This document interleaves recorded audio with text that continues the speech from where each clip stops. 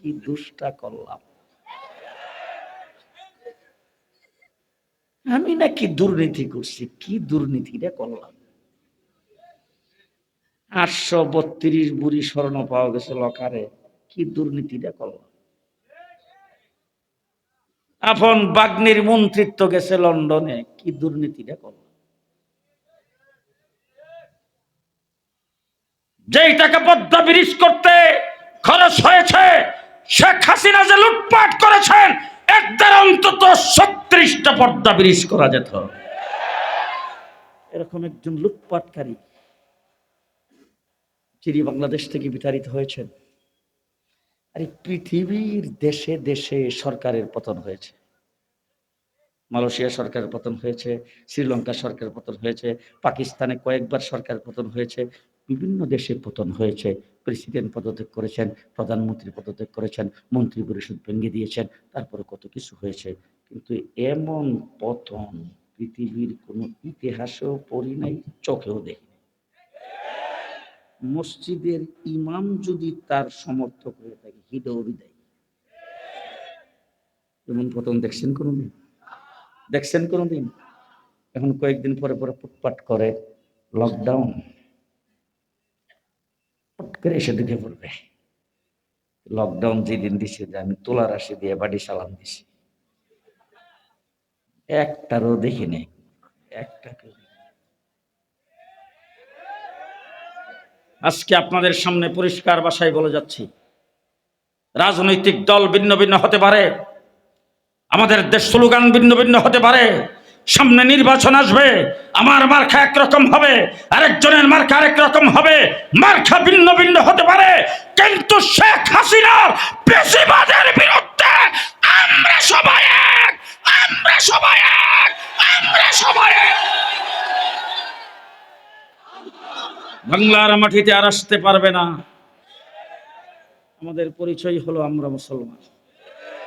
আমরা আমরা যদি এই জিনিসটা যদি ঠিক মতন রাখতে পারেন, আজকে যারা শুয়ে শুয়ে বই পান, ওরে বাবা রে, ভারত নারাজ হইলে কি হবে রে, 26 গুণ বেশি বড় দেশ, 140 কোটি মানুষ, পারমাণবিক অস্ত্রের মালিক, আমাদের চতুর্দিকে ঘেরাও করা, আমরা তাদের পেটের ভিতরে থাকি।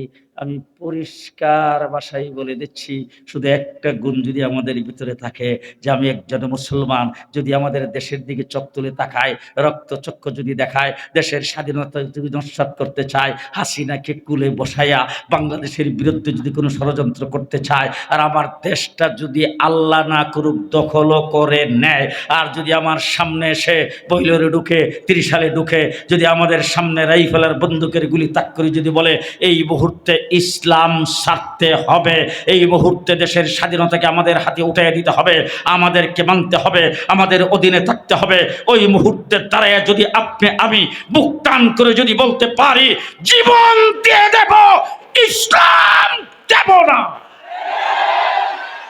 কে কে রাজি আছেন? জীবন দিয়ে দেব, ইসলাম দেব না। যদি এটার মধ্যে থাকতে পারেন, তাদের অস্ত্র, জনসংখ্যা বেশি হতে পারে, অস্ত্র বেশি হতে পারে, তাদের রাষ্ট্র বড় হতে পারে, আমাদের মতো 26 কোটি, আমাদের মতো 18 কোটি মুসলমানদের সাথে পারবে না ইনশাআল্লাহ। ঠিক না বলেন? শেষ একটা কথা আপনাদের সামনে, ইব্রাহিম আলাইহিস সালামের নাম তো আপনারা শোনেন নাই বোধহয়, শুনছেন? ইব্রাহিম আলাইহিস সালামের কি লাগে? হ্যাঁ, জাতির পিতা। আপনাদের 30 সালের মুসলমানের জাতির পিতা হযরত ইব্রাহিম আলাইহিস সালাম বাংলাদেশে, হ্যাঁ, সারা বিশ্ব মুসলিমের জাতির পিতা হযরত ইব্রাহিম আলাইহিস সালাম। আপনারা আমার কথার জবাব দিন, বিশ্ব মুসলিমের জাতির পিতা হযরত ইব্রাহিম আলাইহিস সালাম আগামী 2041 পর্যন্ত,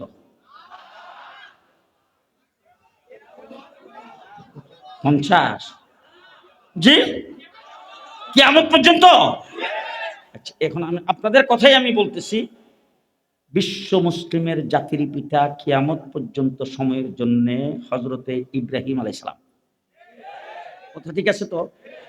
এই যে ইব্রাহিম আলাইহিস সালাম জাতির পিতা, কিয়ামত পর্যন্ত সময়ের জন্য এই বিলটা তো বোধহয় জিয়াউর রহমানে পাস করছিল। এরশাদ চাচা, শেখ হাসিনা, খালেদা জিয়া, কেডা? হ্যাঁ, মিল্লাতা বিকুম ইব্রাহিম হুয়া সাম্মাকুমুল মুসলিমিন। বিল পাস করেছেন কে? আল্লাহ পাক বিল পাস করেছেন। এখন আপনারা মাইন্ড করতেছেন না তো?